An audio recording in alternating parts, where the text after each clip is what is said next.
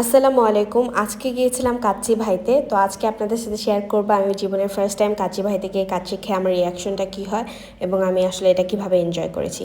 এই কাচ্চি ভাইটা হচ্ছে মেবি জনতার মোড়ে না কোথায়, আই এম নট শিওর। মানে আমি আসলে ফরিদপুরে ভাবে সব কিছু চিনি না।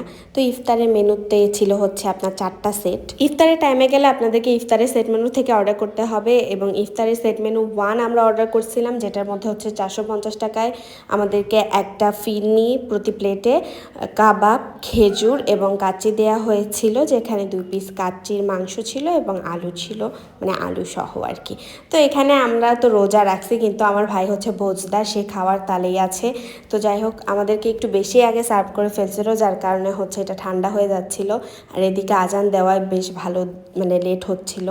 দেখতে তো মাশাল্লাহ অনেক ভালো। তো আরেকটু মেনু ঘাটাঘাটি করে মেনুর বাহিরে থেকে আমরা একটা বাদামের শরবত অর্ডার করছিলাম, যেটা ভালোই, মানে একটু অন্যরকম টেস্ট ছিল, দেখতেও ভালো লাগতেছিল। এরপর আজান দিল, আমরা সবাই এটা খাওয়া স্টার্ট করলাম।